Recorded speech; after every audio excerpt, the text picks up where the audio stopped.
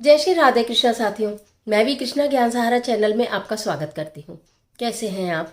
आपके अच्छे स्वास्थ्य और सुखद जीवन की मंगल कामना करती हूँ। आपके और अपने इष्ट देवों को कोटि कोटि नमन करते हुए, बड़ों को प्रणाम करते हुए वीडियो प्रारंभ करते हैं।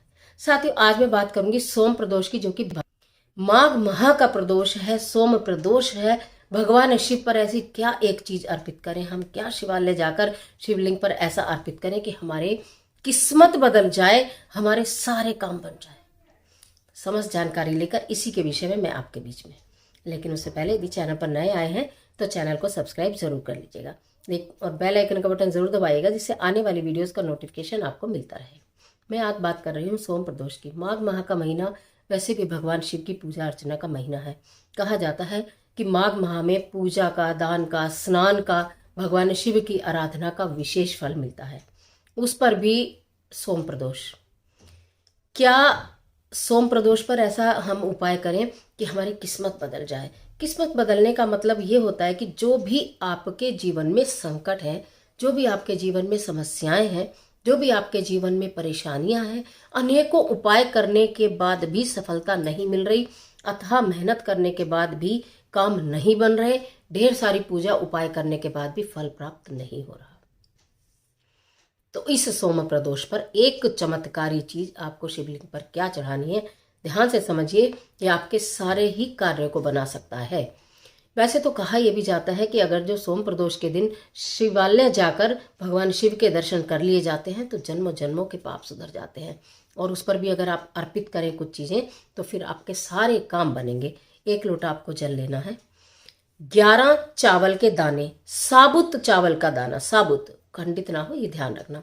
11 सफेद फूल, ठीक है, और 11 चुटकी तिल, चुटकी 11 चुटकी काले तिल। आपको ये बस 3 ही चीज चाहिए। आप शिवालय जाएंगे, जल का लोटा आप लेके जाइए, या आप कितनी बार वहां पर भी आप भरते हैं। 11 सफेद फूल चाहिए। कहीं से भी व्यवस्था करिए, पहले से ही व्यवस्था करके रखिए, पहले दिन भी ला सकते हैं कि हमें ये पुष्प चाहिए। काले तिल आपके पास होंगे, अगर पूजा करते हैं घर में सबके काले तिल होते ही होते हैं। तो आपको क्या करना है, 11 फूल ले लिए सफ़ेद, 11 आपने चावल के दाने ले लिए और 11 चुटकी तिल उस जल में डाल दिए। जाकर आपको भगवान के श्री चरणों में अपना प्रणाम करना है। ओम नमः शिवाय मंत्र की माला का जाप कर सकते हैं, शिव चालीसा पढ़ सकते हैं, गणेश चालीसा पढ़ सकते हैं। भगवान गणपति को प्रणाम करना है, माँ गौरा को प्रणाम करना है, कार्तिकेय जी को प्रणाम करना है, नंदी बाबा को प्रणाम करना है। और भगवान शिव पर आपने वो जो तिल मिश्रित जल है वो तो आपके पास है, ठीक है। 11 पुष्प है, एक सफ़ेद पुष्प उठाना है अपने पास से, उसके ऊपर सफ़ेद फूल के ऊपर एक चावल का दाना रखना है अंदर, और वो फूल आपको शिवलिंग पे अर्पित करना है अपनी मनोकामना कहते हुए।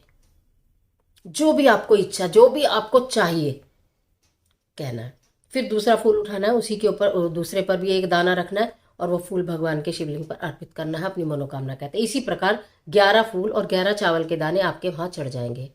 उसके पश्चात फिर आपको जो आपके पास एक लोटा जल है और जिसमें आपने काले तिल डाले हैं, आप वो अर्पित करेंगे। ओम नमः शिवाय, ओम नमः शिवाय, बिल्कुल आराम से, यानी कि लिया लोटा और पूरा का पूरा फटाफट से पलट दिया।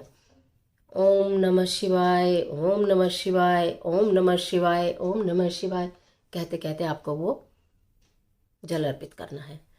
आपको अपने प्रभु से अपने दिल की सारी बात करनी है, प्रार्थना करनी है कि जो भी परेशानी है, जिस भी कार्य में रुकावट आ रही है, हे भोलेनाथ मेरे उसी रुकावट को दूर कर। अपने घर लौट कर आ जाना है और संध्या समय यानी प्रदोष काल में अपने घर में घी का दीपक आपको जरूर जलाना है। वैसे तो आप जलाते ही होंगे, लेकिन कोई टाइम ऐसा भी होता है कि आप 8 बजे जला रहे हैं, कि आप 5 बजे जला रहे हैं, लेकिन प्रदोष काल जो टाइम बताया गया है उसमें आपको अपने घर में एक दीपक जला के पुनः वही निवेदन करना है जो आप शिवालय में करके आए हैं। अब यहाँ पर बात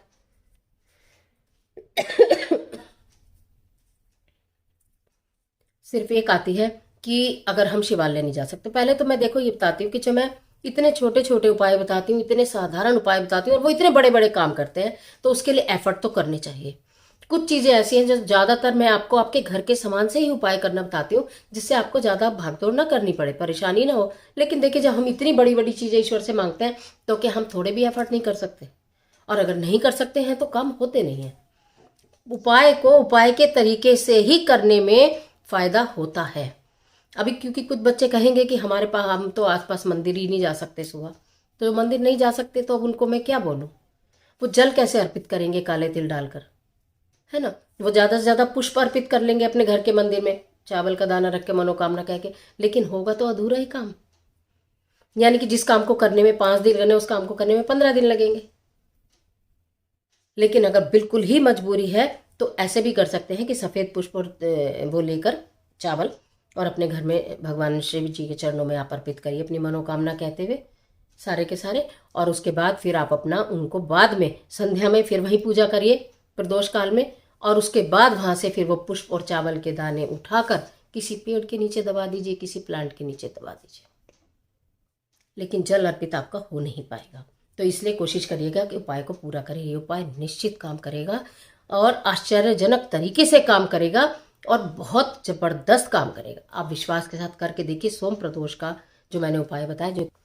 और आज के लिए इतना ही, मुझे दीजिए इजाज़त। मिलती हूँ एक और ज़बरदस्त वीडियो के साथ। तब तक हंसते रहिए, मुस्कुराते रहिए, अपना और अपने अपनों का ख्याल कीजिए। वीडियो अच्छी लगे तो लाइक कीजिए। कमेंट बॉक्स में हर हर महादेव, जय माता दी, जय बजरंगबली कुछ भी लिखे, लेकिन लिखे ज़रूर।